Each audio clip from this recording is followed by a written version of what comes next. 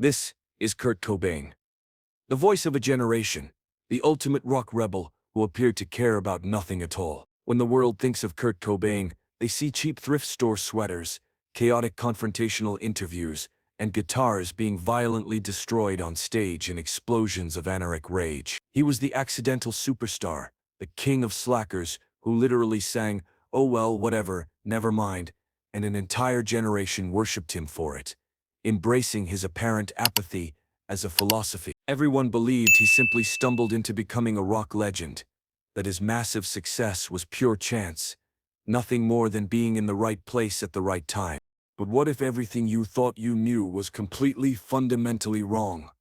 What if that entire image was carefully constructed deception? What if the ultimate slacker was actually a brilliant visual artist whose haunting paintings revealed the depths of his tortured soul in ways his music never could? What if he meticulously planned every single strategic move of Nirvana's meteoric rise in secret notebooks that nobody knew existed until after his death? And what if he transformed his massive unwanted fame into a powerful platform for activism, fighting battles most rock stars wouldn't dare touch, risking everything he'd built? The real Kurt Cobain wasn't a slacker at all. He was a genius, a strategist, a revolutionary, and his hidden talents are about to completely shatter everything you believed about the man behind the myth.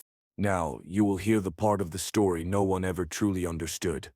Before Kurt Cobain became the reluctant voice of Generation X, before the screaming crowds filling stadiums and platinum records hanging on walls, before the mythology and tragedy, he was a visual artist, living in obscurity. From early childhood, isolated in Aberdeen, Washington, he possessed extraordinary talent with brushes and pencils, creating artwork that carried the same raw, visceral power his music would later possess. His early pieces demonstrated technical skill far beyond his years, showing an understanding of form and composition that seemed almost unnatural for someone so young.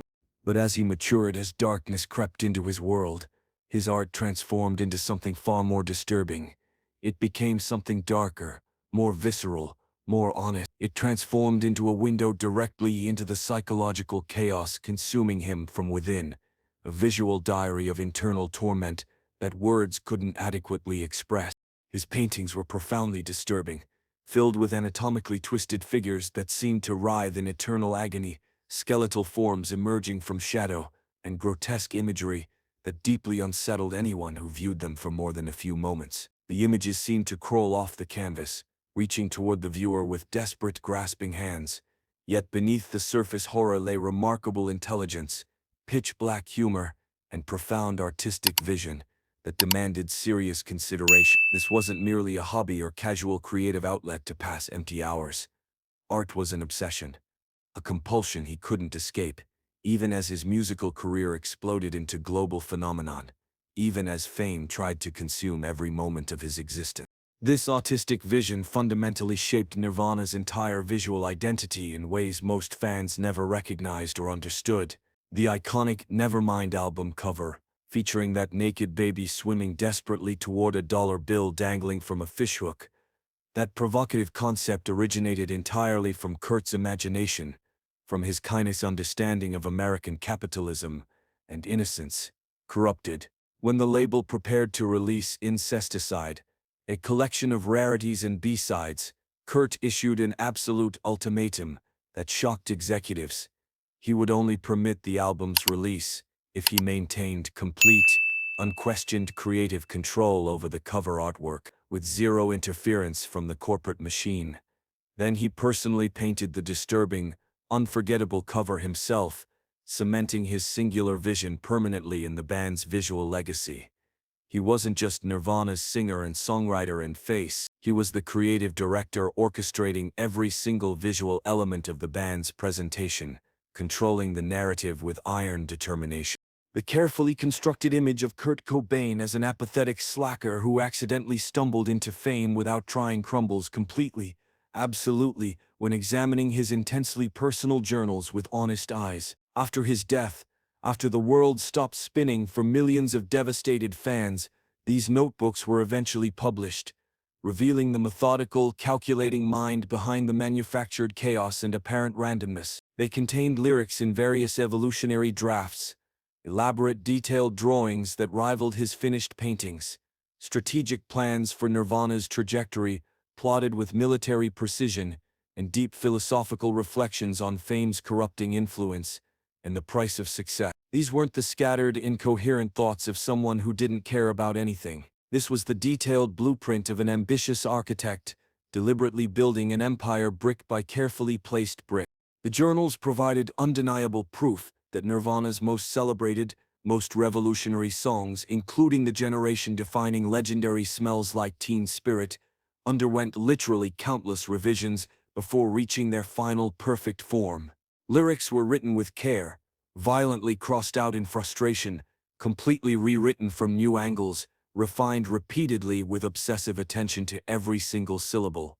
This wasn't fortunate accident or spontaneous divine inspiration striking randomly. This was deliberate, painstaking craft, exhausting work to make his songs sound effortlessly raw and authentically spontaneous. The appearance of carelessness, the illusion of not giving a damn, required tremendous disciplined effort happening behind closed doors, away from prying eyes.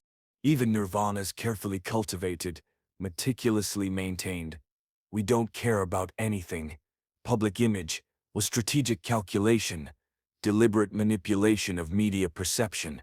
In his journal, Kurt sketched out detailed concepts for the Smells Like Teen Spirit music video, imagining the band descending upon a shopping mall like anarchist warriors, hurling cash everywhere in contempt, and systematically demolishing a jewelry store in an explosive act of anarchist, anti-materialist punk rock violence, meant to wake up sleeping America. The final video that actually aired on MTV differed significantly from this radical vision, softened by corporate concerns, but the very existence of these detailed, revolutionary plans completely demolished the persistent myth of accidental success. Kurt Cobain wasn't a tourist casually wandering through rock and roll history without direction.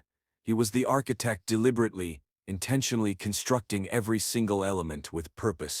Perhaps the most shocking, most revolutionary hidden truth about Kurt Cobain emerged from his passionate, fearless activism that defined his character. In an era when apathy defined cool, when caring passionately about anything seemed hopelessly uncool and naive, when cynicism reigned supreme in alternative culture, Kurt cared intensely, almost violently about everything he believed was right. He became a fierce, completely uncompromising voice against sexism, racism, and homophobia, wielding his enormous platform to fight courageously for marginalized communities who lacked powerful advocates in mainstream culture, who desperately needed someone with a microphone to speak truth. He did something genuinely unprecedented, something dangerous for a rock star of his magnitude at the height of commercial success. In the liner notes for Incesticide, printed in millions of copies distributed worldwide, he wrote a confrontational message to his own fan base that risked alienating the very people who bought concert tickets. If any of you in any way hate homosexuals, people of different color or women, please do this one favor for us. Leave us the fuck alone. Don't come to our shows and don't buy our records. He willingly, consciously risked losing dedicated fans and massive revenue to stand absolutely firm on his non-negotiable principles, something almost unthinkable in the brutally commercial music industry, where profit always came first, where maintaining the largest possible audience meant carefully avoiding controversy.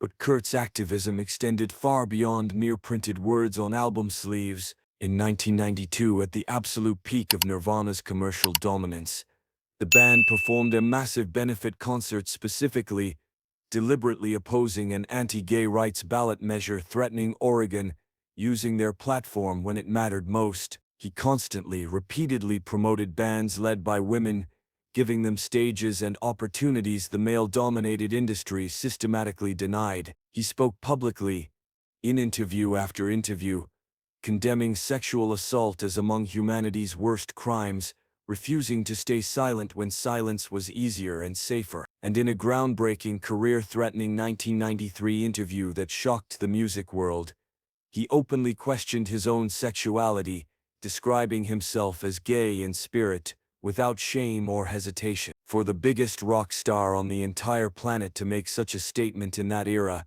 in that cultural moment, required extraordinary courage and unshakable conviction that most celebrities couldn't imagine possessing.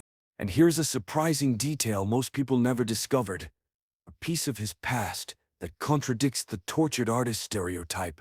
Before fame found him and changed everything forever, Kurt Cobain worked patiently as a swimming instructor, coached young children at a local pool. This quiet detail reveals a completely different, unexpectedly nurturing dimension of his personality that contradicts the one-dimensional tortured artist image the media constructed and sold. These powerful revelations, his secret haunting paintings, his meticulous, obsessive planning, his fearless, dangerous activism, these represent the hidden sides of Kurt Cobain that remain carefully concealed from public view for decades after his death. But if Kurt possessed such fierce drive, such clear vision, such burning passion for his beliefs and his art, how did absolutely everything collapse so catastrophically around him? What force could break someone so determined, so talented, so seemingly destined for greatness? The answer lies in understanding Kurt as two fundamentally different people simultaneously existing in one tormented body, constantly at war with each other, tearing him apart from the inside. He was a master strategist, plotting moves years in advance, yet his personal life spiraled completely beyond his control into chaos and darkness. His towering artistic ambition waged constant, exhausting war against his overwhelming physical and psychological pain that followed him like a shadow. For years throughout Nirvana's meteoric rise and during their commercial peak, he suffered from agonizing, mysteriously undiagnosed chronic stomach pain that he documented repeatedly, obsessively in his private journals, pouring out his physical torment onto countless desperate handwritten pages, begging for relief that never came, never gave him even a moment's peace. That relentless physical suffering, the pain that never stopped even for a moment, combined with severe clinical depression that clouded every thought, eventually drove him toward a devastating heroin addiction that would ultimately consume everything good in his life. Here's the cruelest, most heartbreaking paradox of Kurt Cobain's entire existence, the tragic irony that defined his short life. He possessed fierce ambition and worked tirelessly, obsessively toward achieving massive success. Yet he viscerally, deeply despised the invasive fame his success inevitably, unavoidably brought crashing down upon him. The very thing he built destroyed him from within. After one particularly negative, personally attacking magazine article about his family and his relationship with Courtney, he wrote a furious, threatening letter to his record label's head, seriously threatening to permanently disband Nirvana forever because he couldn't withstand the invasive, relentless media scrutiny. Another day longer, he built this massive empire through singular vision and iron determination, pouring everything he had into creating something meaningful, something that mattered, then found himself completely crushed beneath the immense, suffocating pressure of standing alone at its peak, exposed to the world with nowhere to hide. He was a genius creator being slowly, methodically devoured by his own creation, consumed by the very monster he'd built with his own bleeding hands. The carefully constructed image of Kurt Cobain as the slacker, the rebel, the guy who didn't care about anything, that was protective armor, built over years. It was a character he deliberately created, a mask he wore to shield the real Kurt hidden beneath, a sensitive, brilliant, deeply principled man who couldn't survive in the harsh world surrounding him on all sides. He didn't simply get lucky and stumble into success, like the media wanted everyone to believe. He planned meticulously, worked relentlessly, until his body broke, and built his entire legacy upon these incredible, multifaceted talents that nobody fully understood while he was alive. His genuine genius wasn't contained solely in his groundbreaking music, though that alone would have secured his place in history. It existed in the profound contradiction itself, the impossible tension he maintained every day. He created art that felt spontaneous and raw and honest, precisely because it was built upon hundreds of patient hours of careful planning, extraordinary artistic vision, and profound personal conviction that never wavered. The slacker myth represents the biggest misunderstanding of his entire life and career, a lie that obscured his true nature. Kurt Cobain wasn't someone who didn't care about anything. He was someone who cared far too intensely about every single note he played, every word he sang, every cause he championed, every bit of pain existing in the world around him, unable to look away even when it destroyed him. And ultimately that crushing weight became unbearable for one person to carry alone. His hidden talents don't merely shock us with their revelation decades after his death. They fundamentally reframe his entire story, unveiling the complete, brilliant, tragic man behind the music. The man the world never fully understood until long after he was gone, and it was far too late to save him.